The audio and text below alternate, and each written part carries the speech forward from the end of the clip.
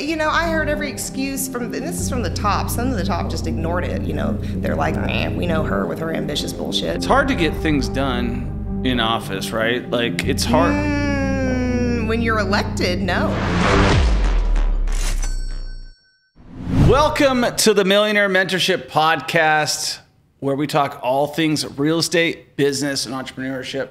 Today, we are with the political dynamo, Crissy Dastrup. She is blazing in the studio today. What's going on, girl? What do you got? Is that a cigarette?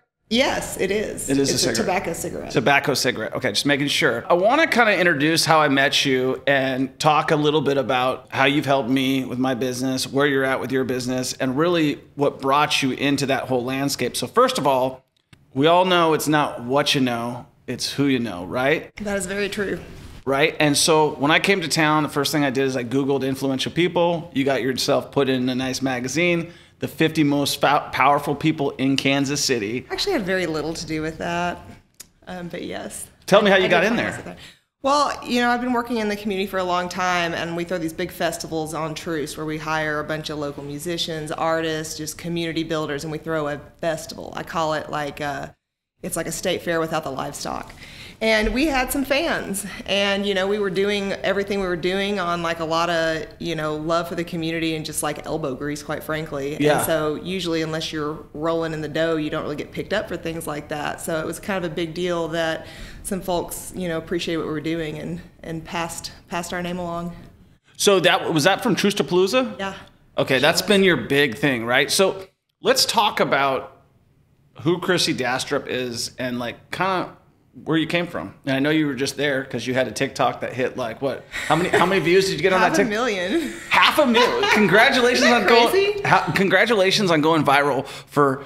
So she understood a couple things. Psychology is one of Crissy's good skill sets, but she understood I'm going to say something funny that gets people's attention. This guy looks like Bill Clinton, so that's why it worked for you. And then you went into this whole thing about how you guys were cooking a turkey. What was it? Trash can turkey. Trash can turkey. Yeah, you make a Dutch oven over a turkey, and you put some coals around it, and it just like, I mean, it's just science, you know, it just works. What's a Dutch oven? A Dutch. Come on, Troy. Well, I've heard it in derogatory terms. Not going to get me. It's basically an oven that you build above ground, and you heat from the outside, and it heats up whatever's inside.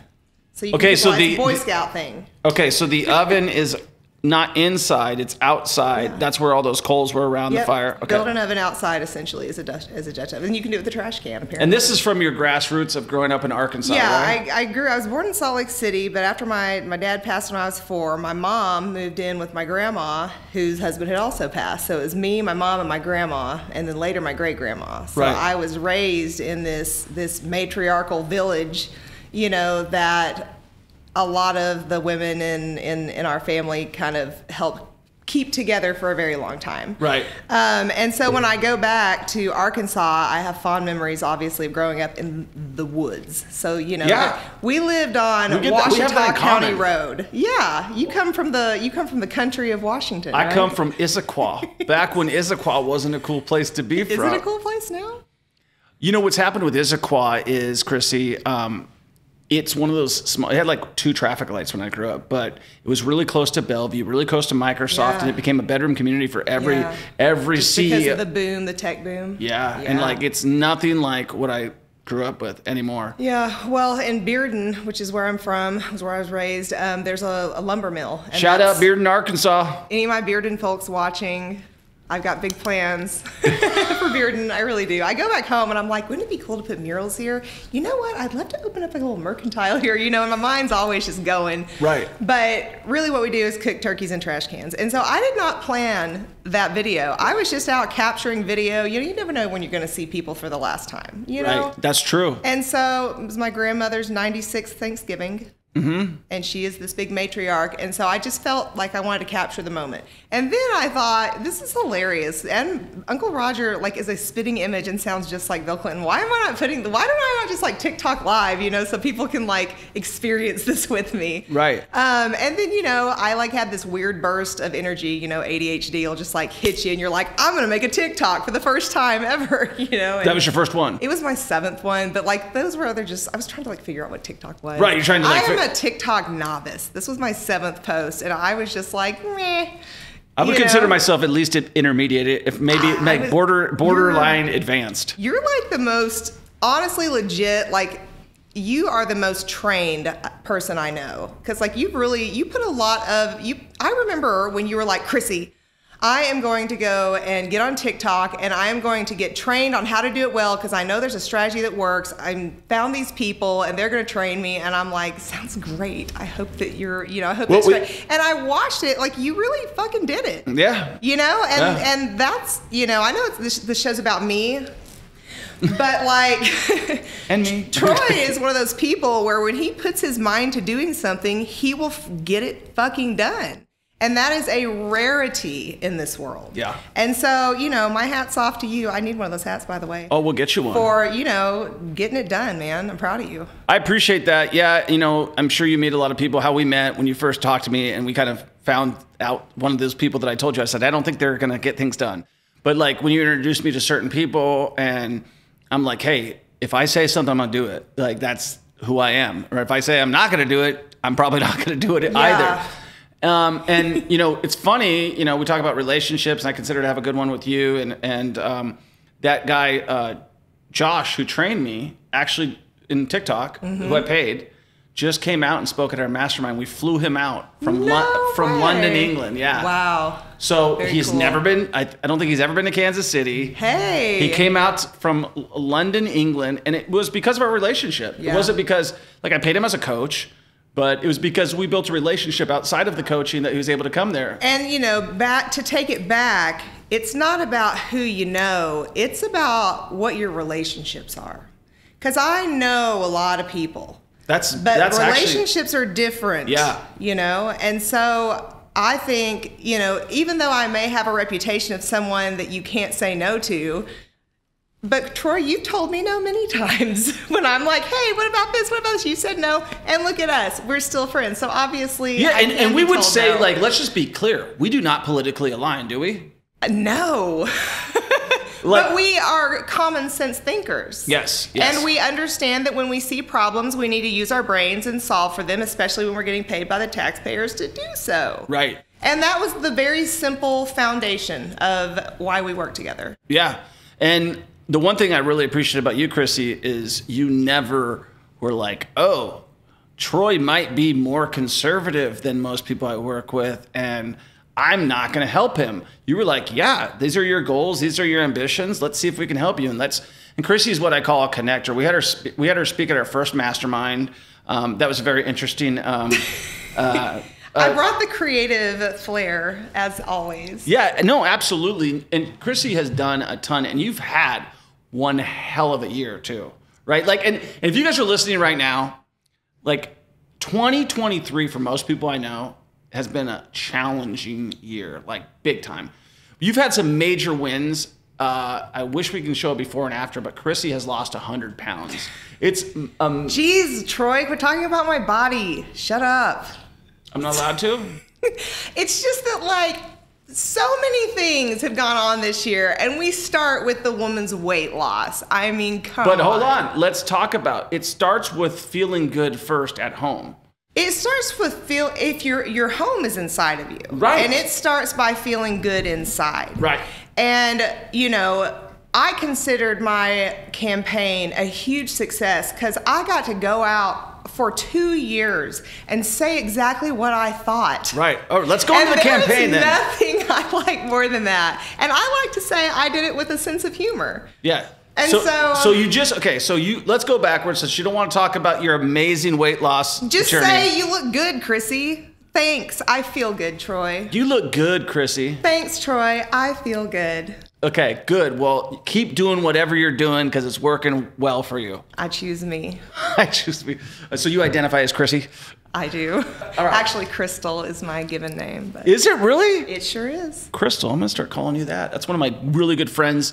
It's my business partner's wife is Crystal. Okay. The ones out in, I think you might have met them out in Florida that were building a house next to each other. Yeah. I think I did. Okay. Yeah. So you've been out, how long have you been in Kansas City? Almost 17 years. What brought you out to Kansas City? So my husband and I were, in the U.S. Army, and he was a captain, and he had gone to war. And you were in the Army too? What's that? You were in the Army too? Every wife of a soldier is in the Army, Troy. Did you serve in the Army? I did serve in the Army. As I a soldier? No. Okay, that's what I'm asking. It's called free labor. Got it. Women do it. Okay. Check it out. Check it out. Thank you for all of our service women and men and wives. I appreciate you. So then the recession hit. And it was like, you know what? We're about to like trust fall into the universe because we're not staying in. Can't do this every other year because I love that word, by the way. I went to Pink's concert. Did we see you at Pink's concert? No, if you had invited me to Pink's concert, you would have seen me there, but you didn't. You didn't get my invite? Jesus Christ. No. You were late to the podcast today, so maybe I sent you an invite. Oh, thank you for waiting.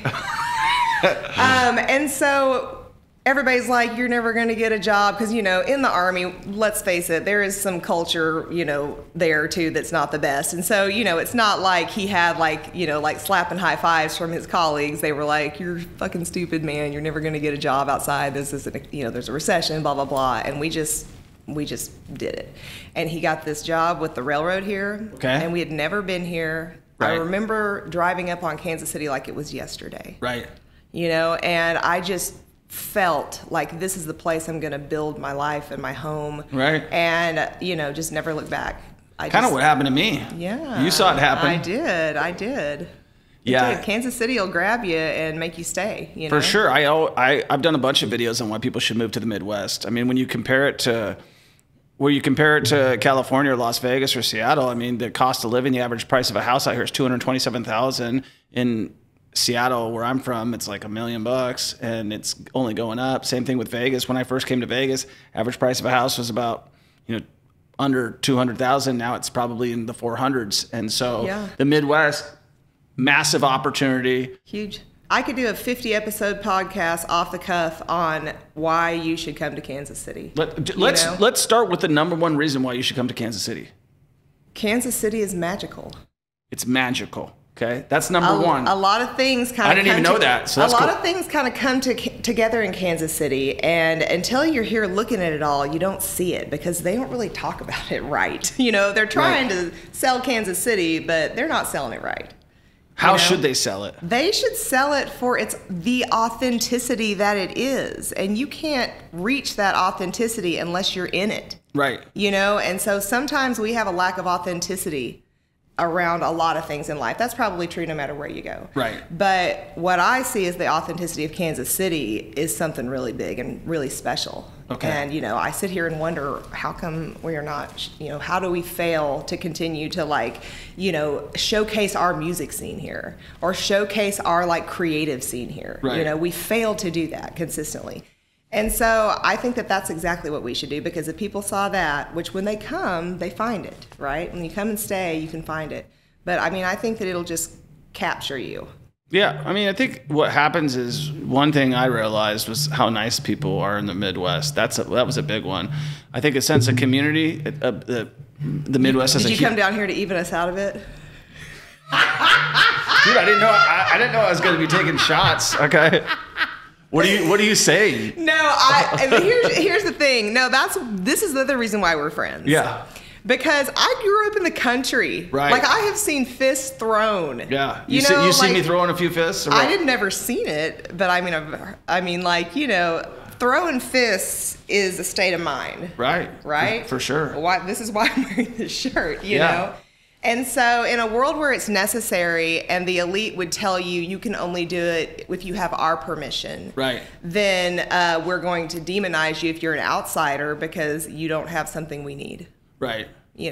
And so that's true, I think, for coming into a new ecosystem. But then you find the smart ones. You find the ones that are just fucking smart and they don't care about all that bullshit, And that's who you work with. Right. Work with smart people, and there's lots of different types of smart. Sometimes we think about tech or engineering or math as smart, right? Yeah. And I have 2 science degrees, by the way. But in what?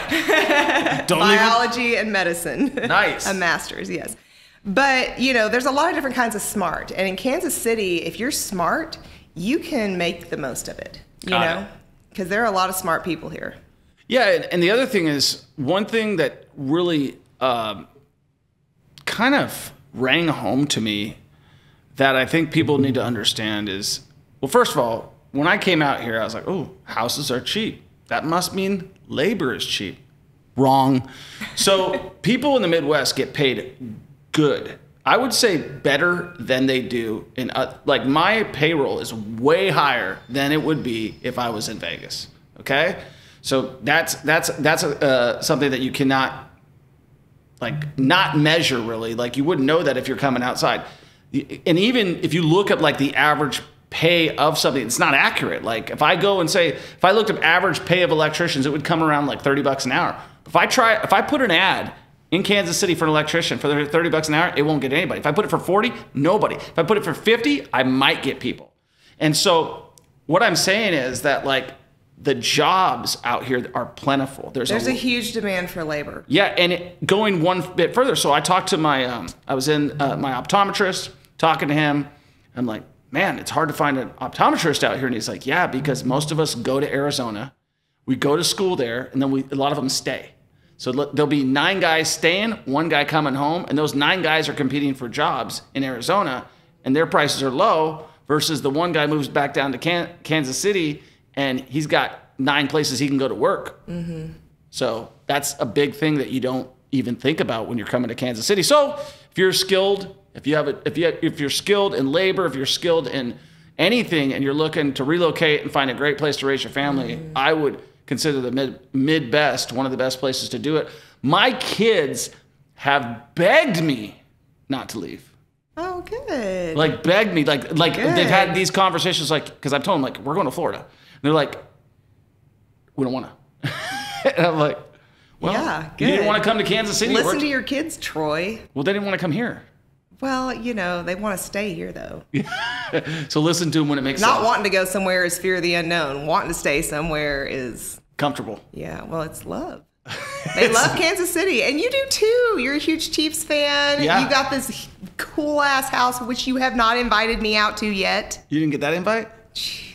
You know, you're going to have to let May know she's slipping. May Let's just throw May under the bus. Yeah, May is slipping for sure. I don't know why she didn't send you. Dang it, May. Dang it. We actually have not done our grand party. I want to do a party at my house. I said I was going to do it. I wanted to bring all my Vegas friends. Dude, let me help curate that. I got a team. I'm very worried about if you curate a party. Oh, you shouldn't be. Why? I curate I'm national award winning party thrower. If you count like. But you always like you had on. some really crazy ideas about throwing a party down here at the building. No, that wasn't a party. That was a bazaar. I wanted to put a bazaar down there. And I would say bizarre is the word. I found a place. Well, you know what? I'm bizarre, and it works, right? Yeah, you just got to trust sometimes. Sometimes you do have to trust. Okay. You worked a bunch of jobs, and then you got into politics. When I met you, you were working for a councilman in District 3, is that right? 4. District 4, and what were you doing? Well, I really was drawn to politics. I mean, honestly, I think ever since like Al Gore started talking about global warming, I was like, well, okay, thinking about the environment. Does global warming good. even happen? Yes, global warming happens. But, you know, I've always felt called to just like, I don't know, make the world a better place, right? Yeah. But you don't think about it like that when you're growing up. You're just like, why am I always doing really hard shit and never getting paid? But, you know, I was enjoying it, and, you know, I had stability enough to be able to do what I wanted. And I wanted to do that stuff more than I wanted to find money, right? And so I just did. I did what I loved. And so, you know, you get into a lot of problem solving in communities, and then bringing art to communities and creativity. You get to know all the small business owners, the people who are thinking, having ideas, creating things, right? Other creatives. Yeah. And so basically I just worked with a lot of creatives, and then I dug in on some issues that were really important to me, like education, sex trafficking, you know. So let's talk about sex trafficking. What is that exactly? So this is where women and girls, young girls, are taken against their will and essentially used as a commodity that is the sex industry. So how does in our country? How does this happen?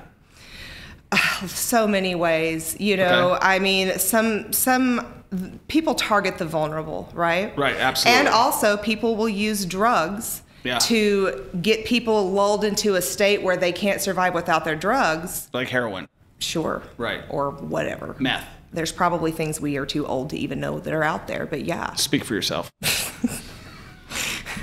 I am kind of Pollyanna-ish, but I'm learning.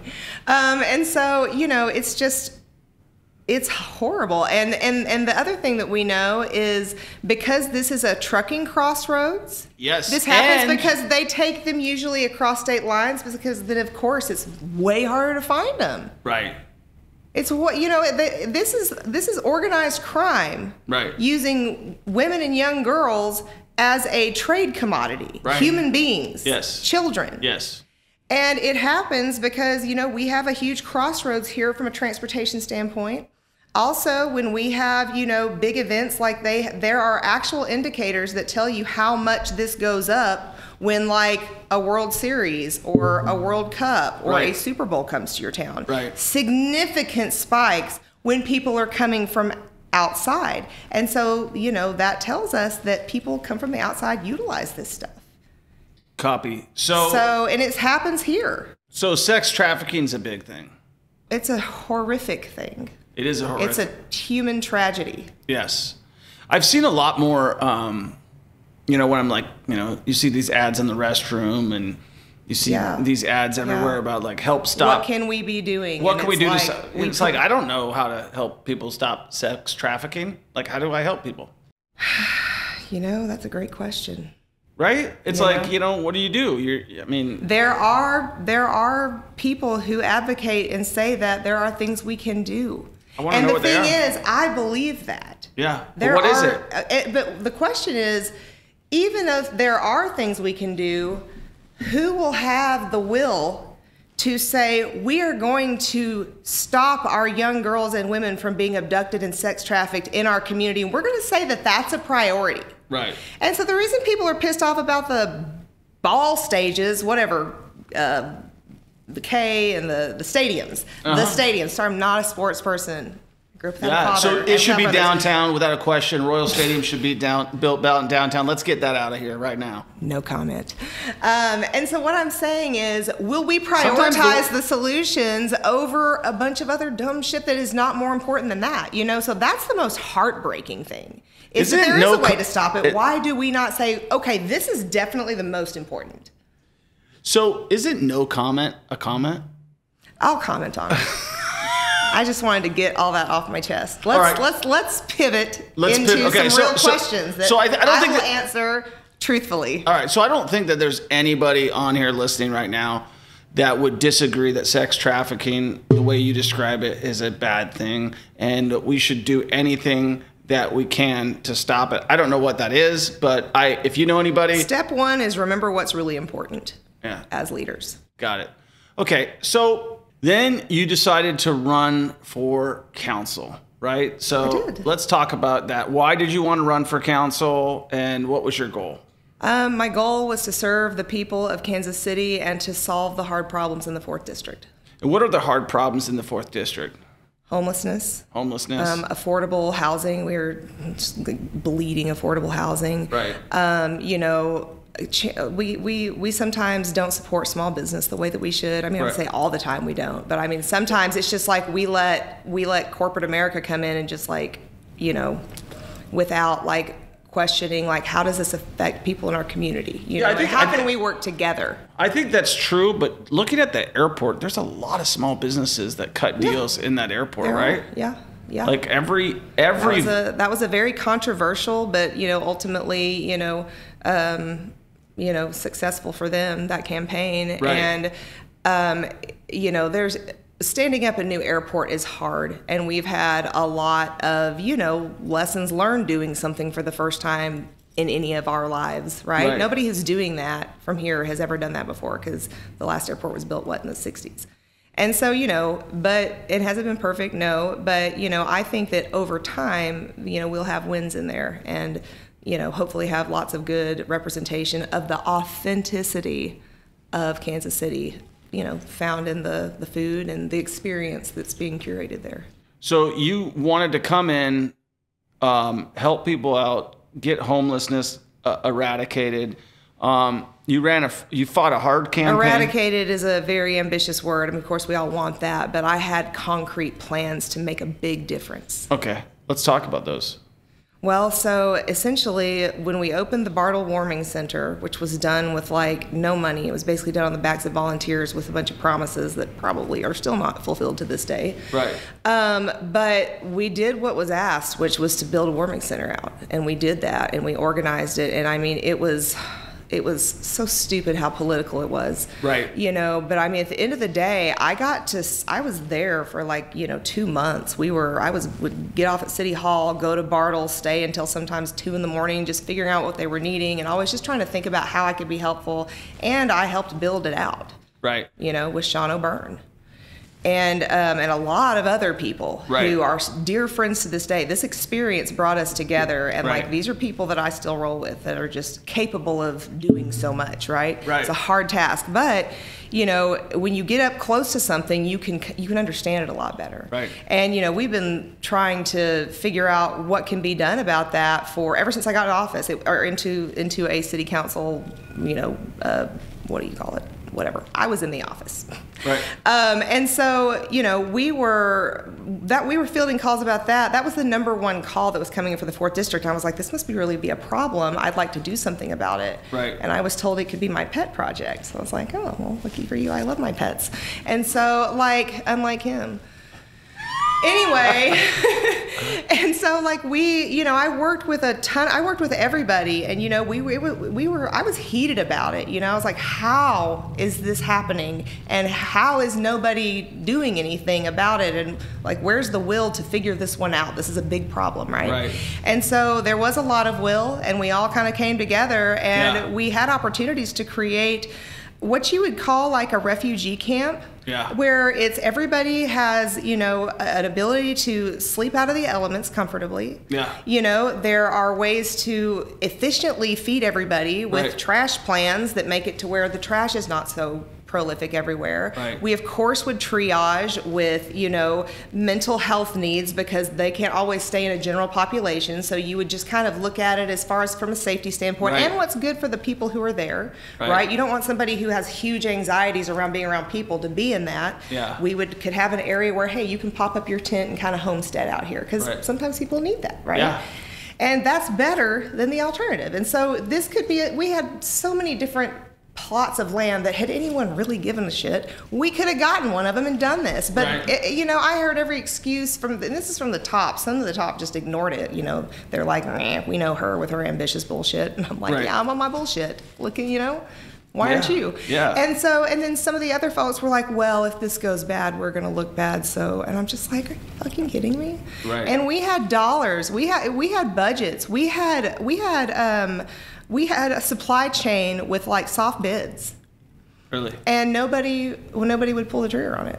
It's hard to get things done in office, right? It's hard. When you're elected, no. It's always hard.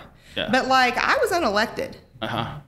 When you're elected, it is a lot easier, especially if you have some friends like me and you, that you might not agree with everything that they think, but you've got some friends that you understand care about things, and you work together, and you don't act it's ugh. That's all. There's no word for it. It's an eye roll, and so I just felt like we deserve better. The city deserves better. The 4th District deserves better. Right. Why are our standards not higher? Right. And so I went and talked about that my entire campaign, that we need to raise our standards. Right. And I think few people listened. So it felt good. Right. It's tough in politics. And it's tough to start off. I applaud you for going for it.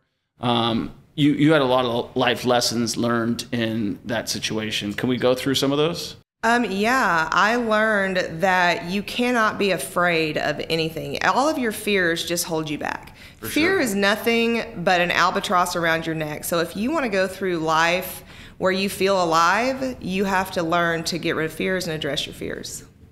Yeah. And what thing in general were you worried about? What people thought. What people would think. I think that's criticism, judgment. I think that's what most people, the funniest thing is this. It's like most people's biggest fear is what other people are going to think of them. Yeah. We've been conditioned and programmed to feel that way, especially women. Yeah. And the reality is that nobody cares about you. Well, and that the reality is it doesn't work.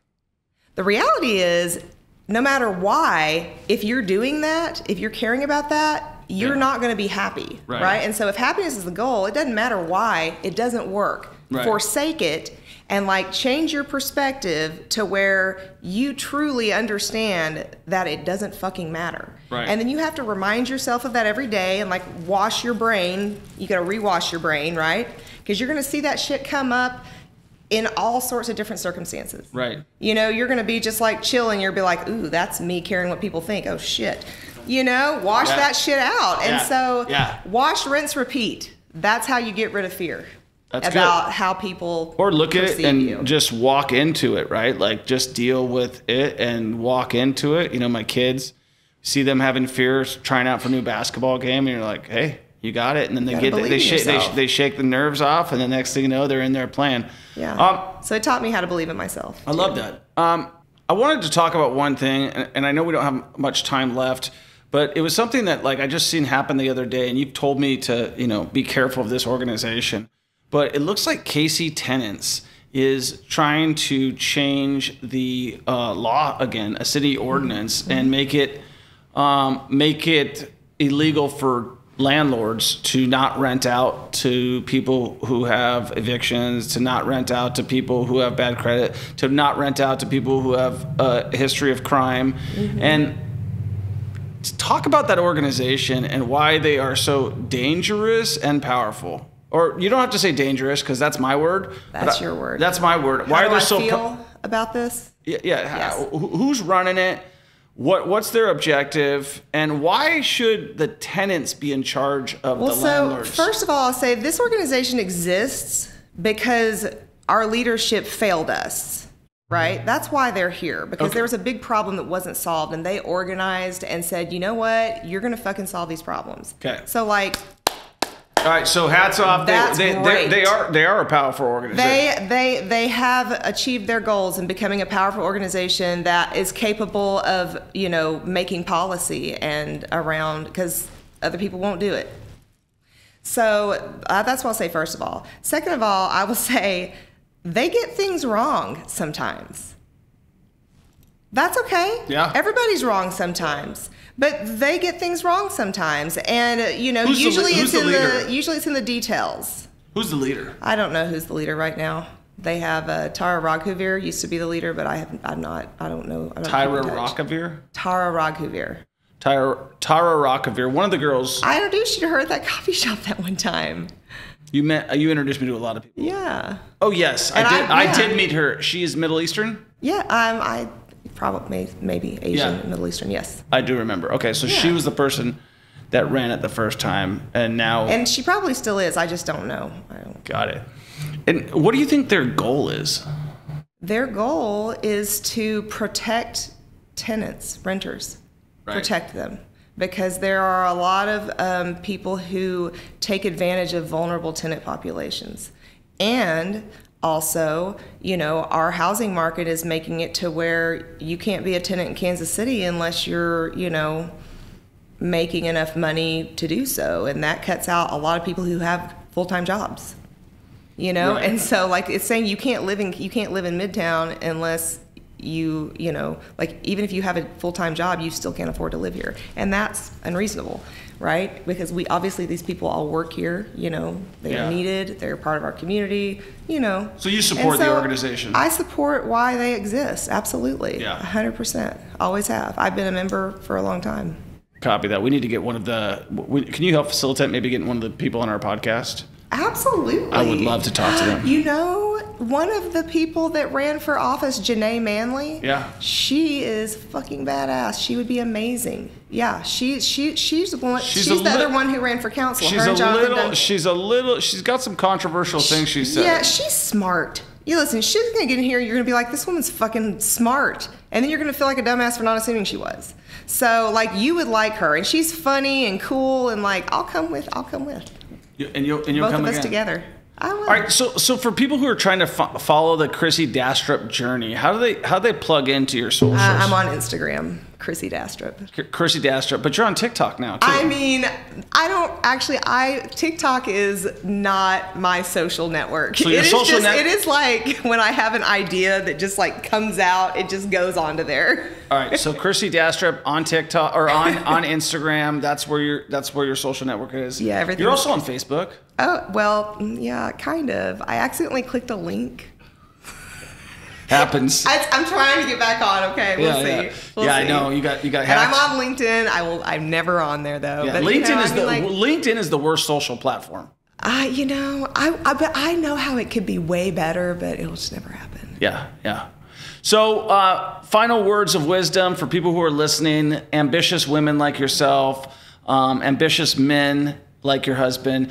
What advice would you give them if they're trying to move into a real estate market or be successful in business, and they're trying to kind of deal with the political climate? What would you say they do? I got you. First and foremost, like, stop and evaluate your team. Okay. See who is around you. If you have people around you, they're always on their bullshit or a drain of your energy or just like, like basically, riding on your coattails wherever you go. Right. And they are not fun to be around and they are not contributing in the ways that they're supposed to, like, get rid of the folks that don't need to be there, because that'll make room for the folks who do need to be there, which is number 2.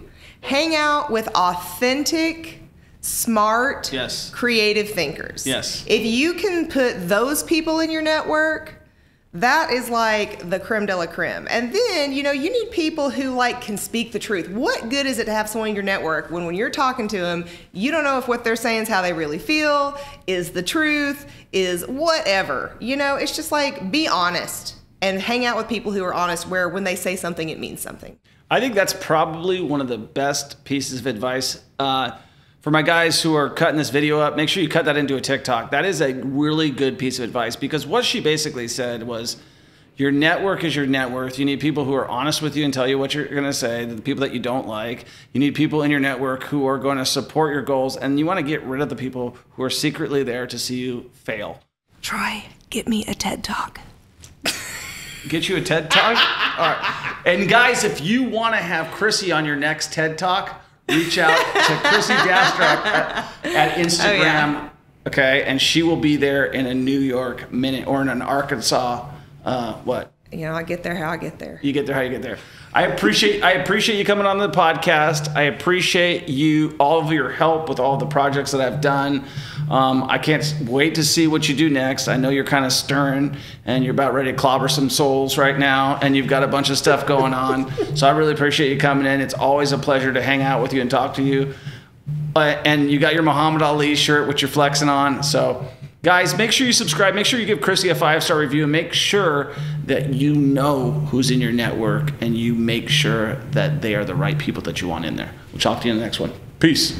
Hey, if you're listening to this podcast right now, I hope you enjoyed. I hope you give us a 5-star review. And we've got content all over the place, TikTok, Instagram, you name it. But we also have a coaching program. If you are looking for a coach, we have the Millionaire Mentorship, and this is a coaching program where I actually help you get your first investment property within the first 90 days, or I'll pay you $1,000 cash. That's how confident I am to get you that type of result. And I know you might be here and you might be listening, you might be scared, you might not want to take action, but that is not going to get you where you want to be. And obviously, if you're listening to this podcast right now, you want to take action and you're trying to gather the information, but maybe you're confused. Maybe you're just like a lot of people that I talk to.